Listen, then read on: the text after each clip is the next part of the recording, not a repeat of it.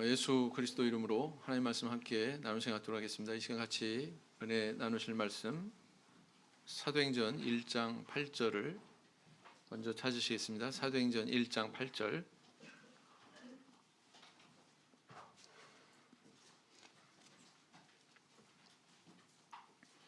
세 군데 찾겠습니다. 먼저 1장 8절 한 목소리로 읽으실까요? 시작. 오직 성령이 너희에게 임하시면 너희가 권능을 받고 예루살렘과 온 유대와 사마리아와 땅 끝까지 이르러 내 증인이 되리라 하시니라. 자, 또 한 구절 찾겠습니다. 8장 1절. 8장 1절부터 3절까지 말씀 읽겠습니다. 8장 1절에서 3절까지 말씀 시작. 사울이 그의 죽임 당함을 마땅히 여기더라. 그날에 예루살렘에 있는 교회에 큰 핍박이 나서 사도 외에는 다 유대와 사마리아 모든 땅으로 흩어지니라. 경건한 사람들이 스데반을 장사하고 위하여 크게 울더라. 사울이 교회를 잔멸할새 각 집에 들어가 남녀를 끌어다가 옥에 넘기니라. 마지막으로 13장을 보시겠습니다.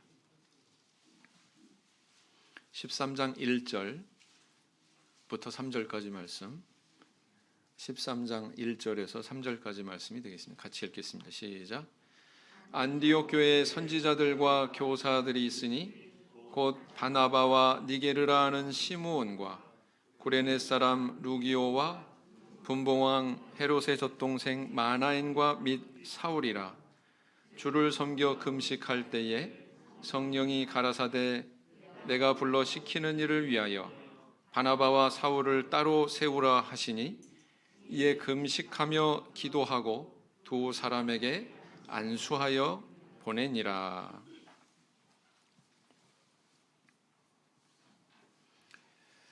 인류가 이룩한 과학 발전의 백미라고 할 수 있는 것들 중에서 하나가 있다면 그것은 바로 유전학 부문에서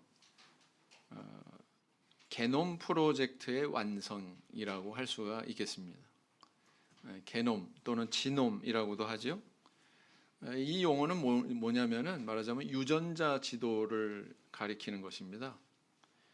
쉽게 얘기하면은 우리 사람이 이렇게 오장육부가 다 있지 않습니까? 눈 있고 코 있고 입 있고 귀 있고 다 이렇게 붙어 있는데 이것이 그냥 형성된 것이 아니라 미리 코는 이런 모양으로, 피부 색깔은 어떻게, 머리카락 색깔은 어떻게, 어떤 모양으로, 이게 전부 다 미리 계획되고 설계되어 있다는 거예요. 그 설계도가 바로 뭐냐면은 이 유전자 지도, 게놈 혹은 지놈이라고 하는 것입니다. 이것을 인간이 이제 완성하게 됐다고 하는 것이죠. 그래서 사람마다 모두 다 이 유전자 지도를 다 가지고 있고요. 이 유전자 지도는 똑같은 사람이 하나도 없다는 거예요. 다 다르답니다. 심지어는 쌍둥이도 다르죠. 비슷하지만 다르다는 거예요.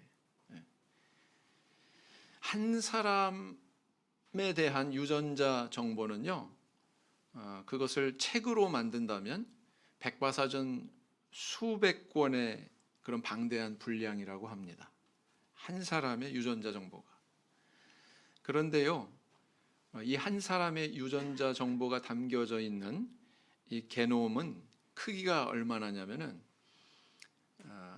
쌀 한 톨에 60억 분의 1에 해당되는 크기의 그 정보가 다 들어가 있답니다. 성도님들 자신의 눈이 어떻게 생기고 코가 어떻게 생기고 귀가 어떻게 생기고 이런 정보들이 쌀 한 톨에 쌀을 60억 개로 나누어 가지고 그 중에 한 조각에 해당되는 그 안에 다 들어가 있다는 게 참 신기하죠?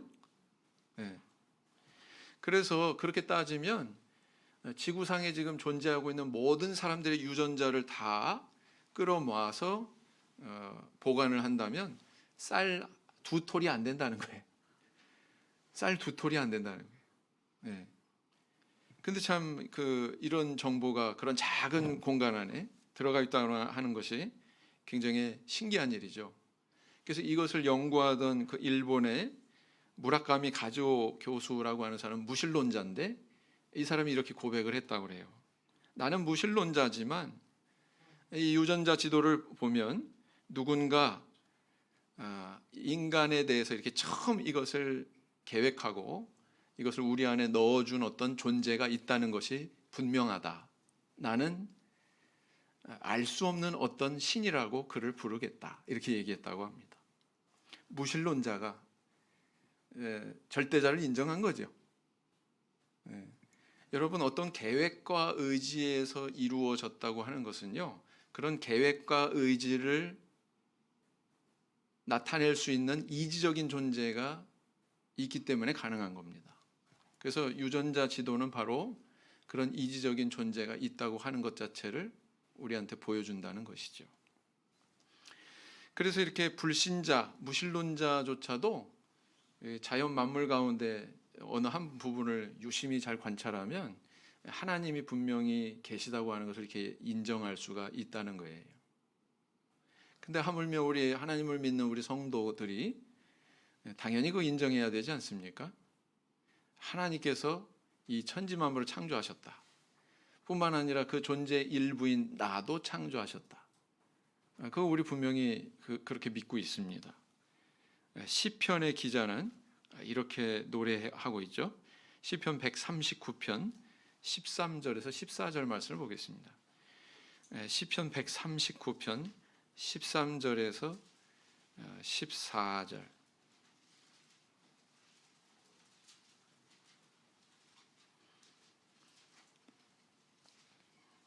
시편 139편 13절 14절 같이 읽겠습니다. 시작.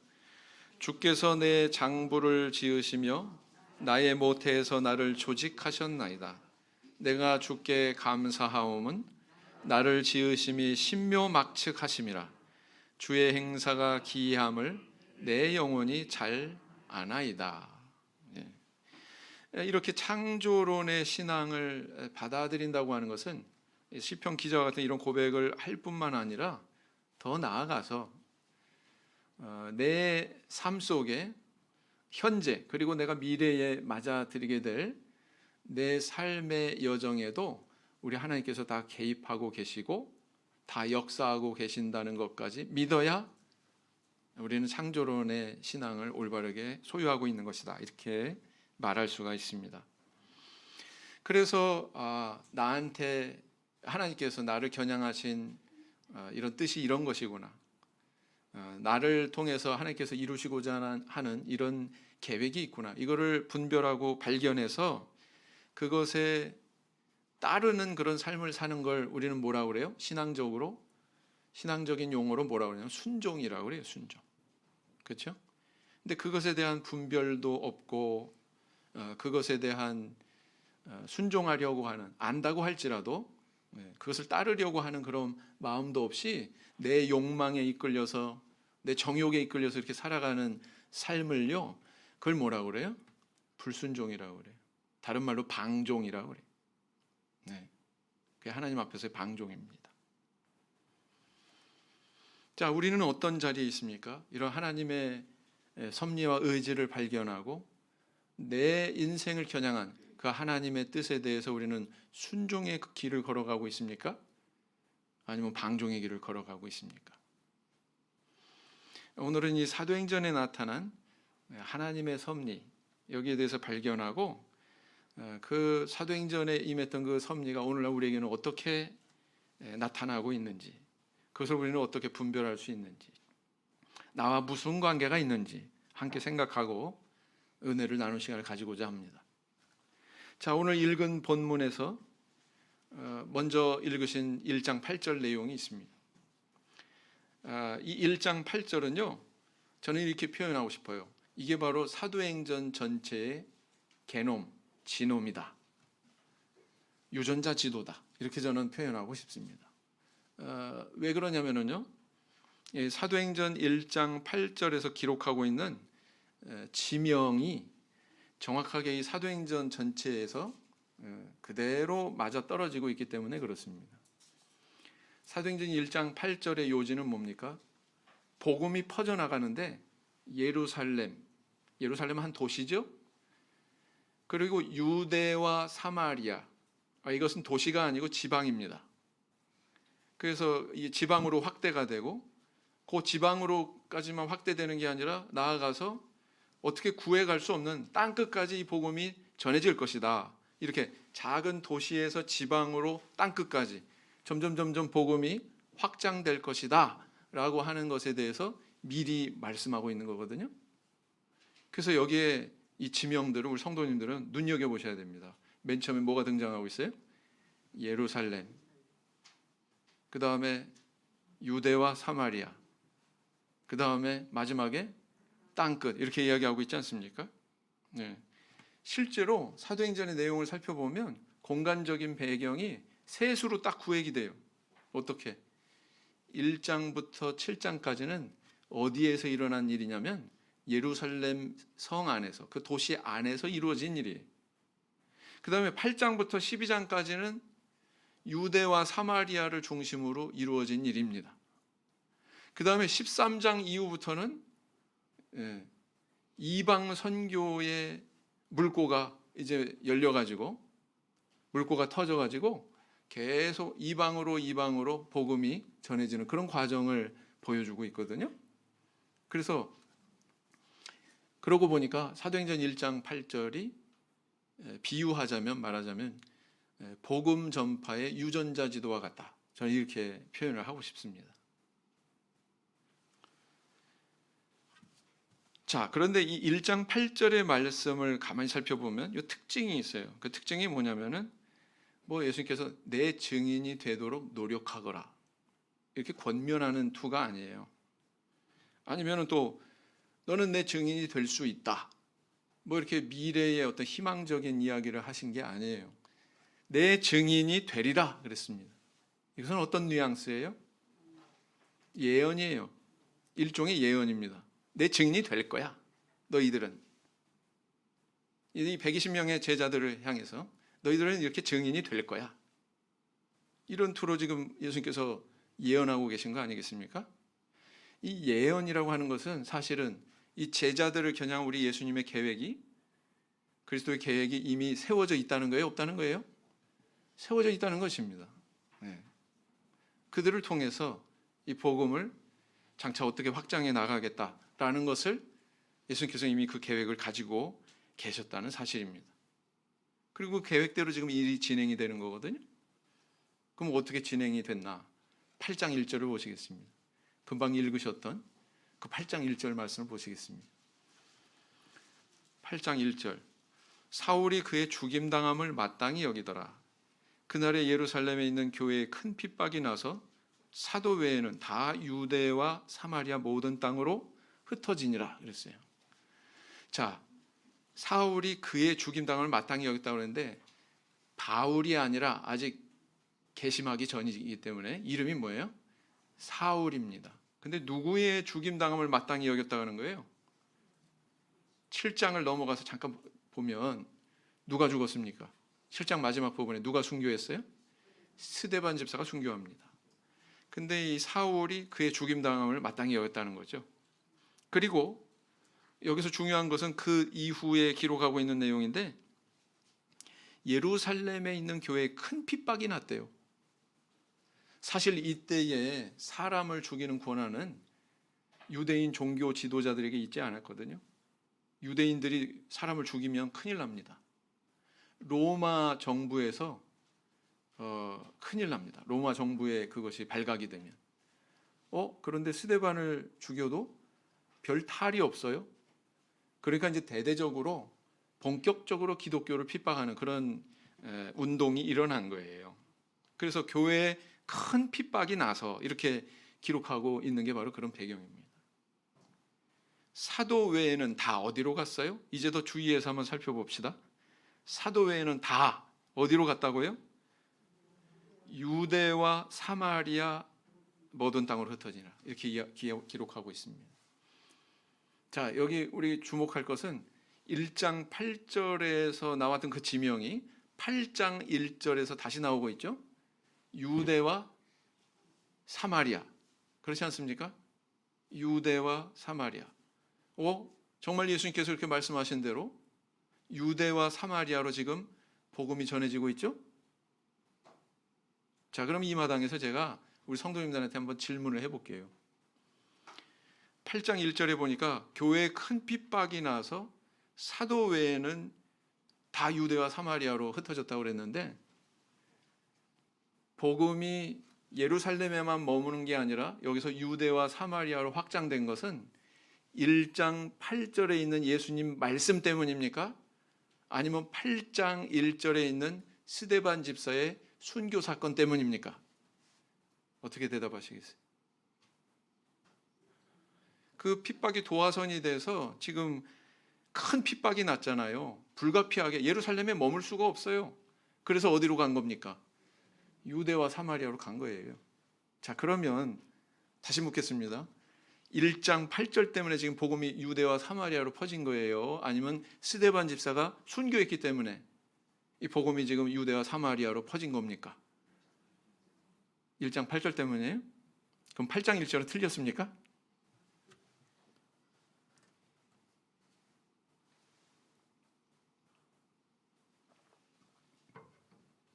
정리를 하면 작게 보면요, 미시적으로 보면 8장 1절 때문이라고 이야기하는 게 맞습니다.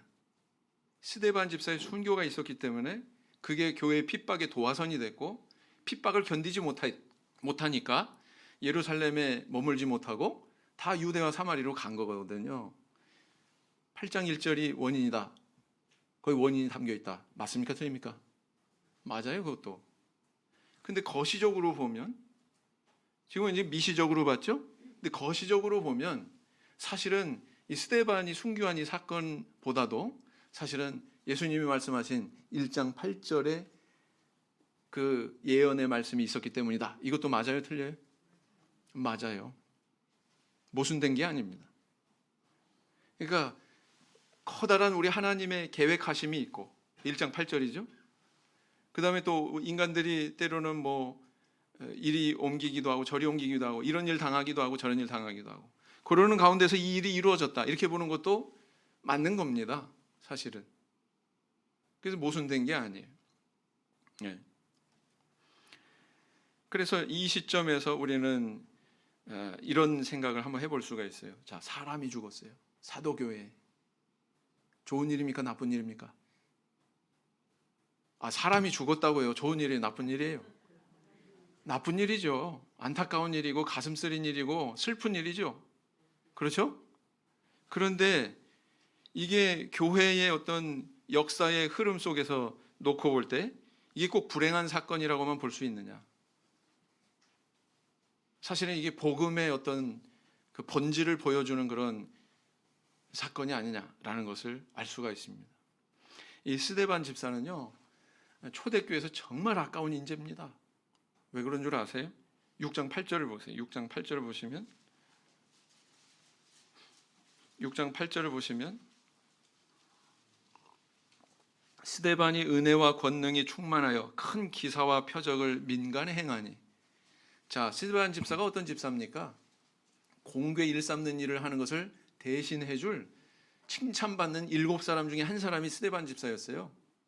뿐만 아니라 6장 8절에서는 뭐라고 기록하고 있냐면은 큰 기사와 표적을 민간에 행했다고 그랬어요.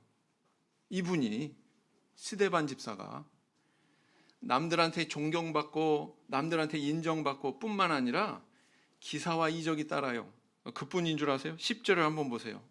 10절을 보시면 스데반이 지혜와 성령으로 말함을 저희가 능히 당치 못하여 그랬어요.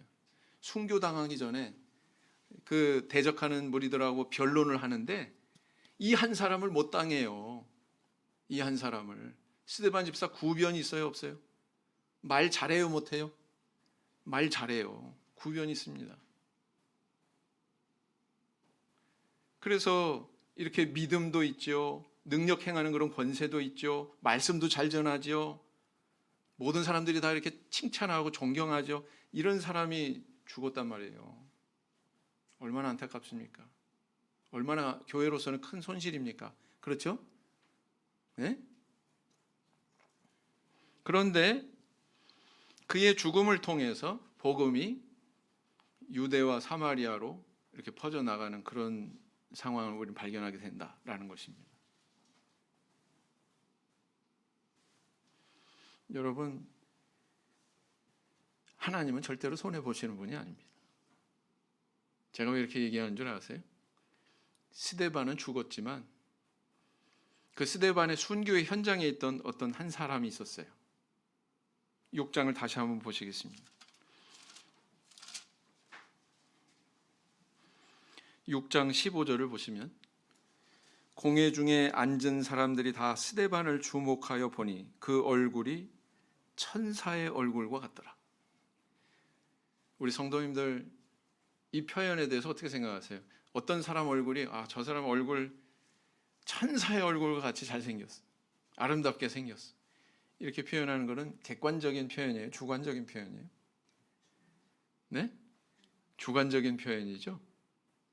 스데반 집사의 순교의 현장에 다른 성도는 있었어요? 없었어요? 아마 다른 성도가 있었다면 그 사람도 순교당했을 거예요. 누구만 있었습니까? 스데반 집사만 있었어요. 그런데 그의 얼굴이 천사와 같이 빛났다, 이런 주관적인 표현을 도대체 누가 전달해서 이렇게 얘기를 해줬을까요? 어떻게 이런 표현을 누가, 사도행전의 저자인 누가에게 전달을 해줄 수 있었을까요? 이 현장에 누가 있었어요? 성도가 있었어요? 성도가 볼 때야 그 순교의 현장에 천사의 얼굴을 같더라 이렇게 얘기할 수 있지. 성도가 아닌 사람이 그렇게 주관적인 얘기를 할 수 있었을까요? 누가 있었어요? 여기 이 현장에. 지금 당장은 기독교로 개종하지 않았지만, 기독교 성도가 아니지만 나중에 가서 스데반 집사의 이 장문의 설교, 7장 전체가 스데반 집사 설교가 대부분이거든요. 그걸 다 기억해냈어. 누가? 그거를 사도행전의 저자인 누가에게 전달을 했겠죠. 그러니까 여기 기록했지. 그 인물이 누굴까요? 8장을 다시 보시겠습니다. 8장 1절에 등장하는 인물이 있어요. 누굽니까? 사울이 그의 죽임당함을 마땅히 여기니라. 마땅히 여긴 이 인물 사울이 여기에 왜 등장하고 있냔 말이에요. 그리고 뿐만 아니라 또 3절에 또 거듭 등장하고 있어요. 사울이 교회를 잔멸할세 그랬어요. 그랬던 인물이 9장에 가서 또 다메섹에 원정 핍박하러 가는 공문을 받아가지고 움직이다가 예수님한테 부름받죠? 그렇지 않습니까? 이 시대에 바리새인 대단히 많습니다. 이 시대에 율법 공부한 여러 유대교를 추종하는 그런 열성분자들 엄청나게 많습니다. 근데 왜 사울이라고 하는 이 청년이 여기서 갑자기 부름을 받느냐고요. 여기서 이렇게 축복받는 선택이 이루어지느냐고요. 그 현장에 누가 있었어요? 스데반 집사의 순교 현장에 누가 있었어요? 사울이 있었어요. 그래서 영적인 차원에서 분별을 해보자면 마귀는 하나님의 손아귀에서 스데반 집사를 빼앗아 갔어요. 그렇지만 하나님께서는 마귀의 손아귀에 있던 사울이라고 하는 청년을 뺏어오셨어요. 맞죠? 사람이 죽는 일, 불행한 일이면 틀림없습니다. 그러나 그로 인해서 복음이 유대와 사마리아로 확장되었고 뿐만 아니라 스데반을 대신할 다른 인물을 우리 하나님께서는 아마도 스데반의 핏값으로 뺏어온 거 아니겠습니까? 그거예요. 우리도 살다 보면 그런 경우가 있어요. 눈으로 보여지는, 내 눈앞에 펼쳐지는 일은 너무나도 가슴 쓰리고 너무나도 고통스럽고 너무나도 안타깝습니다. 눈물밖에 흘릴 일이 아니에요. 그런데 이게 시간이 지나고 보니까 여기에 우리 하나님의 놀라운 섭리가 감춰져 있더라. 하나님의 어떤 축복의 그런 씨앗이 거기에 담겨져 있더라. 이거 우리 보는 경우가 있지 않습니까? 제가 아는 한 집사님이 있습니다. 그 집사님이 이제 연로하셔가지고 병원에서 이제 막 온갖 뭐 방법을 다 동원을 해도 이제 수술을 할 수도 없고요. 수술을 하면 또 다른 데가 터져버릴 것 같으니까 장기 전체가 다 약해져 버려가지고 하나를 손대면 여기서 터지고 또 이거 손대면 다른 데서 터지고 이런 상황이 되어버렸단 말이에요. 의사가 식구들한테 이제 마음의 준비를 하십시오. 온 식구들이 다 몰려들었어요. 예수님 잘 믿고 있는 그 자녀들도 왔고 예수 잘 안 믿는 방종의 구덩이에서 막 허적거리고 있는 그런 가족도 왔고 같이 이제 마지막 그 아버님의 마지막을 지켜보는데 막 그 앞에서 막 기침을 막 하시면서 막 피를 토하기도 하고 근데 거기서 그 눈이 어디를 향했냐면은 그 집사님의 눈이 가장 하나님에게 멀어져서 방탕한 길을 가고 있는 그 자녀에게 눈이 갔단 말이에요. 의사소통도 제대로 할 수 없는 그 순간에 그 아들을 주시하면서 뭔가 이야기하려고 하는 듯이. 근데 또 그 순간에 제일 눈물을 많이 흘린 자녀가 누구였냐면은 바로 그 막내인 그 자녀였단 말입니다. 불순종의 길을 가고 방종의 길을 살아온 그 자녀에게 눈이 간 거예요. 그렇게 눈물을 많이 흘리고 그러더니 나중에 이제 그분이 돌아가신 다음에 참으로 놀라운 변화가 일어났어요. 정말 교회에 다시 돌아올 것 같지 않던 그 자녀가 교회로 돌아왔습니다. 그리고는 또 이게 웬일입니까? 성령까지 또 다시 회복했네요. 성령 기도를 하고 있어요. 그렇게 허랑방탕하게 살아온 과정에서 이제 성령이 떠나간 것으로 알았는데 성령 기도를 하더란 말입니다. 이거 놀랍지 않습니까? 하나님께서 아직 버리지 않으셨구나. 다시 돌아온 그 마음을 하나님께서 받아주셨구나 라는 것을 알 수가 있었다라는 것입니다. 여러분, 이분은 돌아가셨어요. 사람 죽는 일 좋은 일 아니죠? 근데 그것을 통해서 방탕하게 살아온 그 아들이 하나님 앞에 다시 돌아오는 그런 기적의 역사가 있었다는 것입니다. 마지막 순간에 이분이 뭘 기도를 했을까? 왜 그 자녀의 눈망울을 향해서 시선을 모으셨을까? 난 그분이 기도했기 때문이다. 저는 그렇게 생각합니다. 여러분, 이런 역사가 있다는 거예요. 이런 역사가 있다는 거예요. 이게 하나님의 섭리라는 것입니다. 자, 그런데 이제 이렇게 스데반 집사가 죽어서 복음이 확장됐는데 다시 한번 이제 또 확장되는 그런 계기가 있게 됩니다. 그 계기에 대한 기록이 어디에 있냐면은 사도행전 12장에 있어요. 12장. 사도행전 12장 1절에서 2절 말씀을 보시겠습니다. 사도행전 12장 1절에서 2절 말씀을 보시겠습니다. 12장 1절에서 2절 같이 읽겠습니다. 시작. 그때 헤롯 왕이 손을 들어 교회 중 몇 사람을 해하려 하여 요한의 형제 야고보를 칼로 죽이니 그랬어요. 그리고 이후의 내용을 쭉 읽어보시면 베드로가 옥에 갇히는 그런 내용을 기록하고 있습니다. 그렇죠? 자, 12장에서 스데반 집사가 순교한 이후로 또 한 사람의 신앙인이, 그것도 사도죠. 사도가 순교한 이 기사를 기록하고 있는데 그게 누구였냐면은 요한과 같이 형제 관계였던 누굽니까? 야고보입니다. 야고보. 요한의 형제 야고보를 칼로 죽였다고 이렇게 기록을 하고 있습니다. 사도교회 또 하나의 불행한 사건이 일어났죠. 12사도 중에 한 분. 이 사건 직후에 베드로도 이 감옥에 투옥되는, 그래서 이제 처형될 날만 기다리는 그런 신세가 되지 않습니까? 이런 핍박의 물결이 다시 일어난 거예요. 다시. 근데 야고보는 이렇게 죽고 베드로는 하나님께서 천사를 보내셔가지고 그 감옥에서 타로 갈 수 있도록 그렇게 인도하십니다. 그렇죠? 그런데 그 이후에 그의 행보가 어떻게 되냐면은 예루살렘에 그냥 계속 머물러 있던 게 아니에요. 이제 예루살렘 교회는 와해됐습니다. 괴멸된 거예요. 이 사건을 통해서. 그래가지고 나 무사하다고 전해줘. 그리고는 베드로 사도는 다른 곳으로 떠나게 됩니다. 정처 없는 어느 곳으로. 나중에 로마에서 그가 마지막 순교를 한 것을 보면 베드로는 아마도 로마로 향해서 행선지를 정했던 것 같습니다. 사도행전 12장 17절을 보겠습니다. 사도행전 12장 17절 같은 장 17절 보시면 읽겠습니다. 시작. 베드로가 저희에게 손짓하여 종용하게 하고 주께서 자기를 이끌어 옥에서 나오게 하던 일을 말하고 또 야고보와 형제들에게 이 말을 전하라 하고 떠나 다른 곳으로 가니라. 나 여기 왔어. 문 열어줘.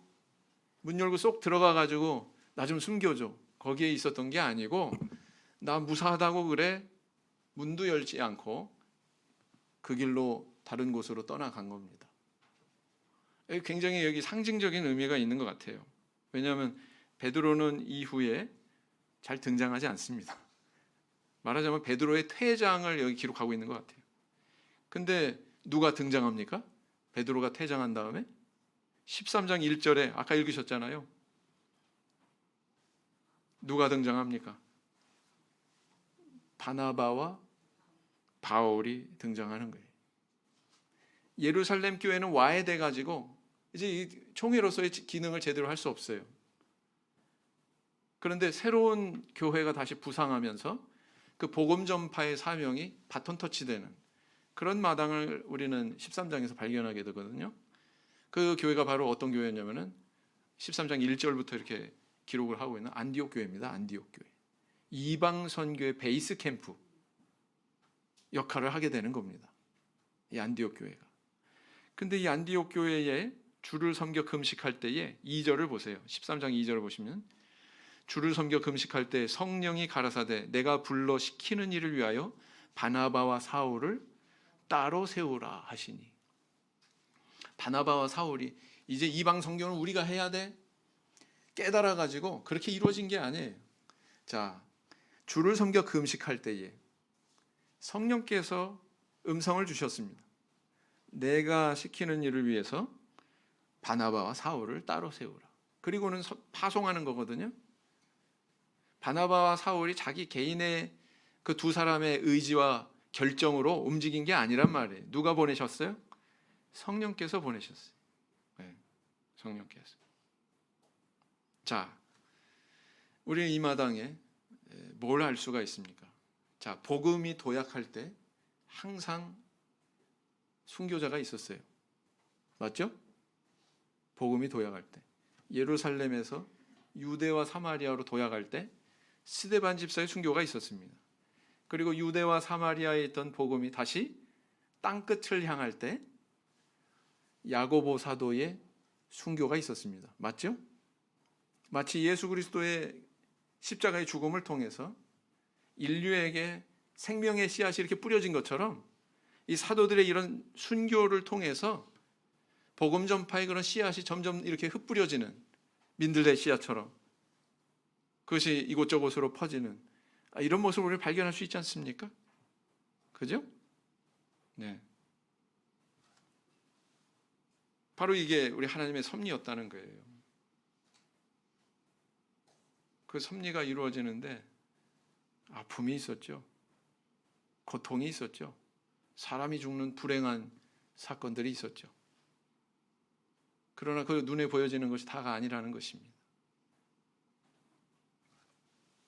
우리는 살아가면서 많은 불행한 일, 원하지 않는 시련, 내가 계획하지 않은 그런 상황을 만나게 됩니다. 그래서 때로는 고통스러워하고 힘들어하고 그렇죠. 그런데 그것은 눈에 보여질 것뿐이고 사실은 그 안에 우리 하나님의 놀라운 섭리의 씨앗들이 감춰져 있다는 것입니다. 믿으십니까? 네. 그러면서 하나님의 뜻을 이루어가는 거예요. 그래서 시간이 지났을 때 그 일이 결코 나에게 꼭 불행한 것만은 아니었구나. 그것이 꼭 그냥 그저 단순한 아픔으로만 끝난 게 아니구나. 사실은 우리 하나님께서 나를 사랑하시고 나를 통해서 이렇게 구원의 복음을 저 죽어가는 영혼에게 전하기 위해서 나를 도구로 삼으셔서 이렇게 인도하신 우리 하나님의 놀라우신 섭리의 손길이 있는 것이구나. 이거 나중에 가서 깨닫게 된단 말이에요. 우리가 좀 미리 깨달으면 얼마나 좋겠습니까? 만약에 이런 사실을 우리가 분명히 하나님의 섭리의 손길이 있다는 것을 우리가 깨닫는다면 이제 좀 우리의 눈을 바꿔야 돼요. 상황을 보는 눈을 바꿔야 돼요. 내 인생을 바라보고 나의 현재뿐만 아니라 내 미래를 바라보는 눈을 바꿔야 된다라는 것입니다. 불신자도 뭐라고 그래요? 인생만사 세옹지마다. 그렇죠? 때로는 불행인 줄 알았는데 이게 나한테 유익으로 다가오고, 때로는 유익인 줄 알았는데 나한테 이게 불행의 씨앗이 되고, 몇 번 이게 또 역전되기도 하고, 뭐 이렇다는 거잖아요. 세옹지마라는 뜻이. 그렇지 않습니까? 근데 하물며 우리 하나님 믿는 우리 성도들이 그냥 눈앞에 보여지는 액면 그대로만 받아들이면 안 돼요. 하나님은 우리가 그런 데 머물러 있기를 바라지 않습니다. 더 깊이 보고 더 넓게 보고 내 인생에 대해서 본질을 보고, 쭉정이는 다 걸러내고 본질에 대해서, 소중한 것에 대해서 분별하고 볼 줄 아는 그런 눈이 있기를 바라십니다. 네. 그래서 이 사도행전의 이런 말씀을 통해서 우리한테 교훈해 주고 계신 것 아니겠습니까? 제가 4년 전에 먼지가 잔뜩 묻은 그런 고서들을 발견을 했어요. 고서들을 발견을 했습니다. 그 전까지는 창고에 저 깊숙한 곳에 이게 그냥 감춰져 있어가지고 제가 쓰레기만 한 2트럭을 버렸습니다. 총에 쓰레기가 2트럭이더라고요. 그도 그럴 것이 이게 소중한 건지 아니면 쓰레기인지, 이것이 버려도 되는 건지 이거 남겨놔야 되는 건지를 총회 일을 맡고 계신, 사무 일을 맡고 계신 사무장님은 그걸 판단을 못해요. 다 일단 안고 있는 거예요. 근데 이제 제가 가서 보니까 수십 년 전에 있는 재무장부, 지교에 있는 재무장, 이런 것도 있더라고요. 다 정리했습니다. 다 버릴 거 다 버리고 다 보니까 정리하는 과정에서 고문서가 잔뜩 나왔어요. 그 고문서를 보니까 뭐 우리 초기 교회의 예배일지, 그 예배일지 안에 나와 있는 이적 기사 내용 뭐 이런 것도 있고요. 특별히 눈에 띄는 게 뭐가 있었냐면은 우리 순교하신 박필선 목자님에 대한 그런 기록도 확인할 수가 있었습니다. 그분의 친필로 쓴 뭐 그런 글도 있고요. 이분이 김천에서 황금성교회라고 장로교회에 그렇게 잘 다니고 계시다가 우리 교회를 접하게 됐죠. 접하게 돼가지고는 완전히 헌신하십니다. 본인이 주도하셔가지고 김천교회 처음 건물을 올리는데 이분이 주도해가지고 이 일이 진행이 되고요. 1950년 5월경에 과장 승진을 해가지고 그 부산으로 그렇게 발령이 났어요. 6.25 한국전쟁이 일어나는 바로 그 해입니다. 그래서 그분이 그 직원들과 같이 찍은 사진도 있어요. 그분이 계속 그 길을 갔다면은 얼마나 유복한 그런 집안을 또 꾸몄을까? 그런 생각도 해보게 됩니다. 근데 그분은 그런 선택을 하지 않았어요. 그분이 자원하셔가지고 전라도 지역에 교회를 내가 개척해보겠다, 교회를 세우겠다, 이런 뜻을 품고는 1951년에 한국총회 최초로 전임 전도자로 헌신하십니다. 그 사표를 내고 자전거로 김천에서 거창을 경유해서 남원을 경유해서 서도까지 자전거로. 그래서 그분이 그 이듬해에 1950년이죠. 50년에 지원을 하셔서 51년에 순교하십니다. 목회 기간 약 1년. 얼마나 아까운지 몰라요. 1년. 그런데 그분의 그 순교할 때 어떠했습니까? 그분이 빨치산을 안 쫓아가도 됐대요. 안 쫓아가도 됐답니다. 왜요? 옆에 뭐 목자님을 보피라는 자매들이 몇 분 계셨는데 그 빨치산들이 다 이 자매님하고 안면이 있는 관계예요.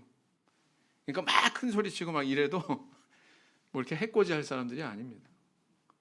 박필선 목장이 성경책을 옆에 끼어들고는 저 사람들을 전도하겠다. 쫓아서 갔습니다. 기가 막히지 않습니까?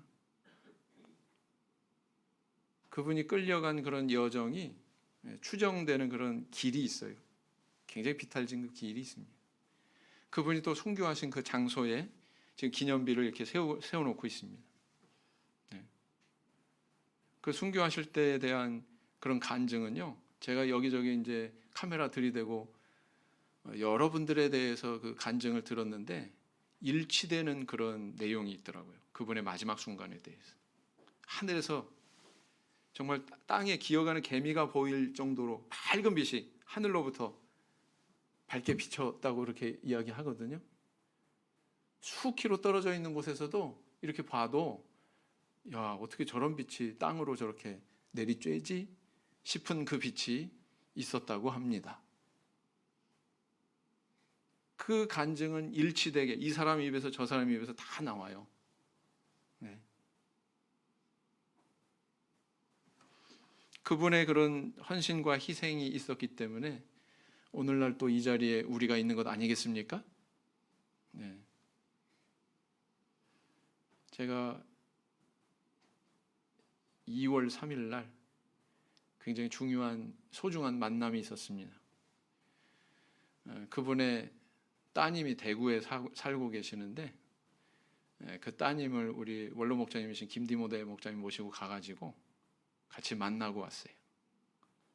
안타까운 사실은 우리 교회 성도가 아니죠. 우리 교회 성도가 아닙니다. 장로교회 열심히 다니고 계세요. 감리교회인가? 다른 교단 교파 열심히 다니고 계세요. 그래도 그 집안 식구들 중에서 신앙생활 하는 사람 그분 한 분인 것 같습니다. 제가 왜 쫓아갔겠습니까? 왜 갔을까요? 하나님의 섭리의 손길을 믿기 때문에. 우리 기도해야 되지 않겠습니까? 저는 미래에 우리 하나님께서 어떻게 섭리하실지 모르겠어요.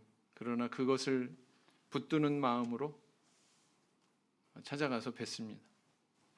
그 아버님에 대한 여러 가지 소식 정확한 그런 내용 다 들으시고 굉장히 흡족해 하시고 제가 언제 한번 저녁 예배 때 이렇게 정리해가지고 소상하게 또 보여드릴 기회가 있을지 모르겠습니다. 우리 성도님들 어떠셔요? 사도행전에 발견되는 이런 섭리가 있을진데 우리 성도님들 개인을 향한 우리 하나님의 섭리의 손길이 있지 않겠습니까? 네, 그걸 주목하세요. 그걸 발견하세요. 그리고 그 하나님의 뜻과 의지에 순종하는 길을 걸어가길 원합니다. 그 뜻에 순종해 걸어가는 저와 우리 성도님들 또 청주교회 되기를 예수님 이름으로 기원드립니다. 묵상 기도하시겠습니다.